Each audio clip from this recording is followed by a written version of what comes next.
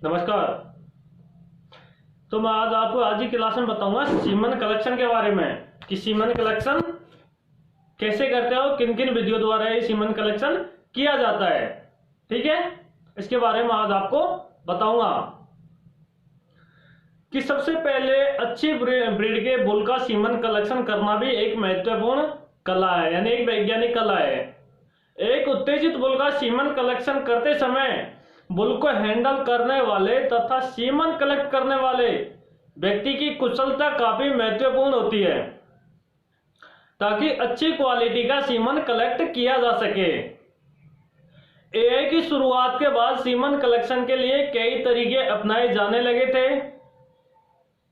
शुरू में advance technique नहीं होने के कारण बुल द्वारा नेचुरल सर्विक्स के बाद गाय या भैंस की वैजाइना से चम्मच या रुई के द्वारा, यानी कि पहले के किसी गाय या भैंस की सर्विक्स होती है उसमें रुई या चम्मच के द्वारा उस सीमन को निकाल लेते थे वो। और इसके बाद के समय में गाय और घोड़ी की वैजाइना में रबड़ बैग डाला जाता था तथा बुल की मेटिंग के तुरंत बाद सीमन वाला रबड़ बैग बाहर निकाल लिया जाता था। 1925 के आसपास रेक्टम में हाथ डालकर वेसिकुलर ग्लैंड्स और एम्पुला की मालिश कर बुल का इजेकुलेशन करवाने का तरीका भी अपनाया गया था। कब? 1925 में। अब देखते हैं कि 1914 में प्रोफेसर अमांटिया ने डॉग में आर्टिफिशियल वेजाइना का प्रयोग किया और 1933 में रूस के कोमोरोव ने बुल के सीमन कलेक्शन के लिए आर्टिफिशियल वेजाइना का प्रयोग किया था। ठीक है, ये बातें ध्यान रखने की जरूरी है। अब देखते हैं कि एवी द्वारा सीमन कलेक्शन किया जाता है वो कौन कौन सी विधियां है। आर्टिफिशियल वेजाइना द्वारा, इलेक्ट्रो इजेकुलेशन द्वारा, एम्पुला की मालिश द्वारा और डमी या नकली गाय द्वारा। ठीक है, तो अब अपन देखते हैं सीधे वेजाइना से सीमन कलेक्शन कैसे करते हैं वेजाइना द्वारा। कि इसमें सबसे अधिक सरल तरीका लेकिन पुराना तरीका भी है। इसमें गाय भैंस की बुल के साथ नेचुरल सर्विक्स के बाद लंबे चम्मच या लंबी सिरिंज से सीमन कलेक्ट किया जाता है। इस तरीके में अच्छी क्वालिटी का सीमन नहीं ले पाते क्योंकि वेजाइना में बड़ी मात्रा में मौजूद म्यूकस से सीमन मिलकर पतला व खराब हो जाता है। ये तो नॉर्मल सी बात है, जब किसी पदार्थ के जब सीमन टच होगा, अटैच में आएगा तो वो सीमन वहां से खराब होगा। अगर उसमें एक ही पानी की बूंद भी गिर जाए सीमन में तो सीमन खराब हो जाता है। तो उसमें तो पता नहीं कितनी मात्रा में म्यूकस की है, अब म्यूकस से टच होके आएगा तो सीमन वो खराब हो जाएगा। अब देखते कि एम्पुला की मालिश द्वारा कैसे करते हैं। कि इस विधि में बुल के रेक्टम में हाथ डालकर, तो बुल का रेक्टम होता है, गुदानाल होता है, उसमें हाथ डालकर गुदानाल से वास्ट डेफरेंस की एम्पुला तथा सेमिनल वेसिकल्स की मालिश द्वारा बुल को उत्तेजित किया जाता है। तो उसमें रेक्टम में हाथ डालते हैं और यानी वास्ट डेफरेंस होती है कि एम्पुला, वास्ट डेफरेंस की एम्पुला तथा सेमिनल वेसिकल्स की मालिश द्वारा बुल को उत्तेजित किया जाता है। यानी उन दोनों की मालिश करते हैं तब जाके बुल उत्तेजित हो जाता है और सीमन इजेकुलेशन होता है और वो सीमन छोड़ देता है। यही तरीका उन बुल में अपनाया जाता है जिनके पैरों में कोई दर्द या लंगड़ाते हैं तथा गाय पर माउंट नहीं कर पाते। वे बुल जो सर्विक्स नहीं दे पाते और या जिनकी इच्छा नहीं होती, उन बुलों में ये विधि अपनाई जाती है। जो बुल यानी कि माउंट नहीं कर पाता, दर्द होता है, लंगड़ाते हैं, बुल जो सर्विक्स नहीं दे पाते या जिनकी इच्छा नहीं है, डिजायर नहीं है, उन बुल का एम्पुला की मालिश द्वारा सीमन कलेक्शन किया जाता है। कि इस विधि के लिए कुशल तथा अनुभवी व्यक्ति होना जरूरी है। सही ढंग से एम्पुला तथा सेमिनल वेसिकल्स की मालिश करे। कुछ बुल एम्पुला की मालिश करने के बाद भी सीमन इजेकुलेट नहीं करते और कई बार एम्पुला की मालिश से भी कई बार यूरिन भी आ जाता है। मालिश के बाद जब सीमन पेनिस के आखिरी भाग तथा प्रीफ्यूज के बालों से होकर टपकता है, वह कलेक्ट होता है, तो सीमन की क्वालिटी खराब हो जाती है। यानी जो वह पेनिस का सीमन का पेनिस होता है, पेनिस की जो वहाँ प्रीफ्यूज भाग है, वहाँ जो बाल होते हैं उनको वहाँ से सफाई कर देनी चाहिए, क्योंकि उसमें सीमन जब कलेक्ट होता है तो उसमें टच नहीं होगा। अगर टच हो गया तो वो सीमन खराब हो जाएगा। तो ये बातें हमेशा ध्यान रखनी चाहिए कि कितनी सावधानी से ये काम करना चाहिए। ठीक है। मालिश के बाद सीमन निकलने से पहले बाहर से पेनिस को हल्का खींचकर पेनिस के सिग्मोइड फ्लेक्सर, जो एस आकार की आकृति होती है, उसे सीधा कर लेना चाहिए। और पेनिस में जो एस आकार की आकृति होती है उसको सीधा कर ले, ताकि सीमन जल्दी बाहर आ सके। पहली बार मालिश से सीमन निकलने में देरी हो सकती है, लेकिन बार बार ऐसा करने से कुछ सप्ताह बाद बुल उसका आदी हो जाता है। यानी कि अपन रोज करेंगे या सप्ताह में 2-3 बार करेंगे, अपन सीमन कलेक्शन करते हैं सप्ताह में 2-3 बार दिन, तो उसमें क्या है कि बुल उसका धीरे धीरे आदी हो जाता है। इसके बाद एम्पुला की मालिश की जाती है। इसके साथ ही पेल्विक यूरेथ्रा की भी मालिश की जा सकती है। एम्पुला की मालिश करते हैं और पेल्विक यूरेथ्रा है उसकी भी मालिश की जा सकती है। इस विधि में से सीमन कलेक्ट करने से पहले किसी गाय के साथ बुल को खड़ा कर उत्तेजित करना ज्यादा मददगार है। यानी कि अपन सीमन कलेक्शन करते हैं इस विधि द्वारा, तो उस टाइम पे वहां किसी गाय को खड़ा कर देना चाहिए कि उससे क्या होता है कि उससे बुल उत्तेजित होता है, ताकि बाद में मालिश से जल्दी सीमन निकल सके। उससे क्या होगी, जल्दी मालिश करने से जल्दी सीमन निकल जाएगा।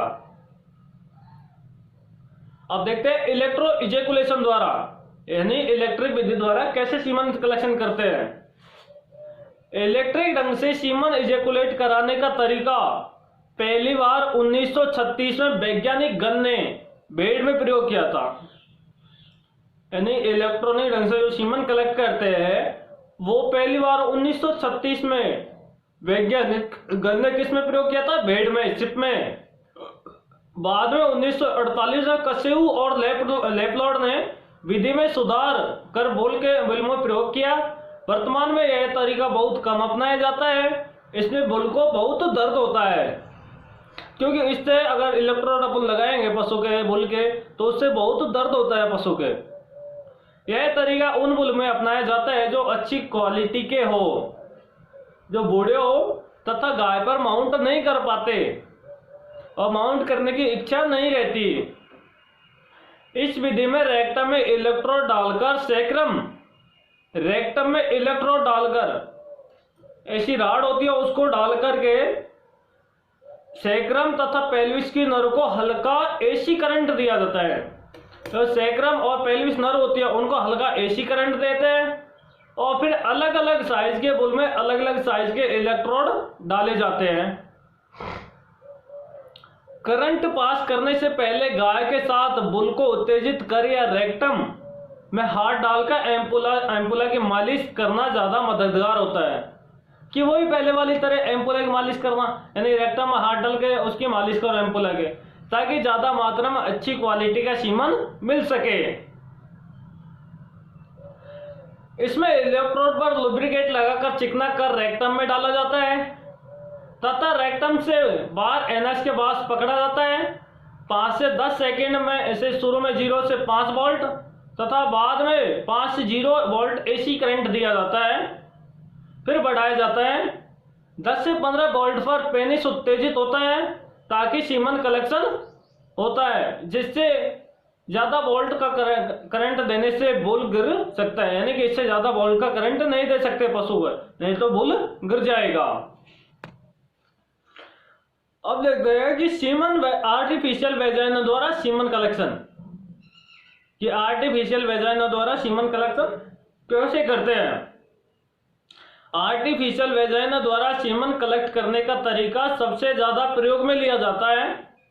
यही सबसे आधुनिक, विकसित तथा सरल तरीका है जिससे अच्छी क्वालिटी का सीमन कलेक्ट किया जा सकता है। इसमें पूरी मात्रा में सीमन प्राप्त किया जाता है, यानी पूरी मात्रा में इसमें सीमन प्राप्त कर लेते हैं।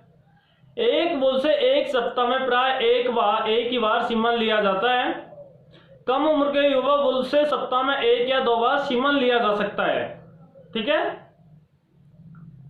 जो व्यक्ति बुल को हैंडल करता हो वह बुल से अच्छी तरह परिचित होना चाहिए। इसके साथ ही जिस डमी या गाय बैल को प्रयोग में लेते हैं वह भी साफ व सूखी होनी चाहिए। इसमें बुल का भार सहन करने की क्षमता होनी चाहिए। डमी भी बुल के आकार के लगभग बराबर होनी चाहिए तथा सरल स्वभाव का होना चाहिए। संभव हो तो डमी की पूंछ उसके शरीर के एक तरफ बांध देना चाहिए, यानी कि हर इन बातों का ध्यान रखना चाहिए इसमें जब सीमन कलेक्शन करते हैं। तब सीमन कलेक्शन करने के लिए प्रयोग में ली जाने वाली आर्टिफिशियल वेजाइना के सभी भाग पूरी तरह से साफ हो, सूखे और जीवाणु रहित होने चाहिए।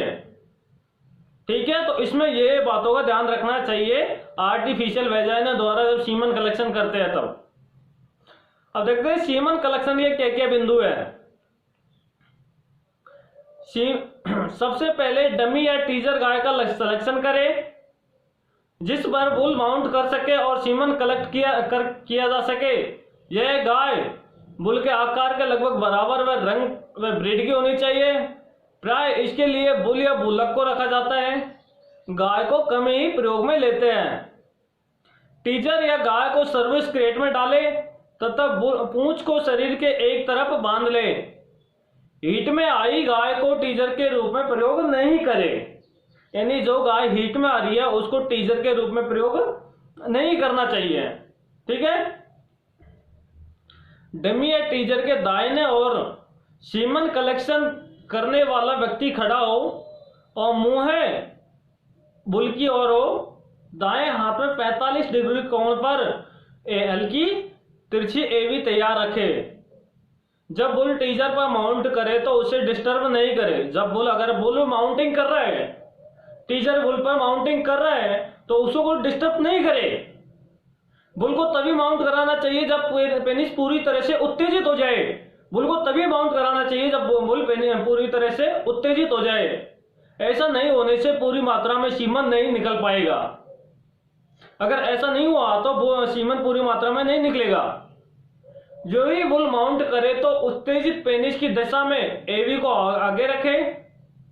सीमन इकट्ठा करने वाला व्यक्ति अपने बाएं हाथ को इस दौरान पेनिस के शीत के नीचे रखकर दिशा दे सकता है। इस दौरान जबरदस्ती एवी को पेनिस के ऊपर नहीं चढ़ाना चाहिए और न ही पेनिस के अगले भाग को पकड़ना चाहिए। सीमन कलेक्शन के बाद एवी को सीधी रखे ताकि अंदर लगी हुई सीमन कलेक्शन ट्यूब में सादा सीमन इकट्ठा हो सके, यानी ज्यादा सीमन इकट्ठा हो सके। इसके बाद सीमन कलेक्शन ट्यूब को एवी से बाहर निकाले, लाइट और टेम्परेचर से बचाते हुए बाहर निकाले तथा ढक्कन से बंद कर 35 से 37 डिग्री सेंटीग्रेड पर पर रखे। ठीक है, तो अगर कभी भी सीमन कलेक्शन करते हैं तो इनमें सभी बातों का ध्यान रखना चाहिए कि कौन सी बातें कहाँ ध्यान रखनी है। नहीं तो सीमन पूरा खराब हो जाएगा, उसका कोई मतलब नहीं है सीमन कलेक्शन करने का। ठीक है,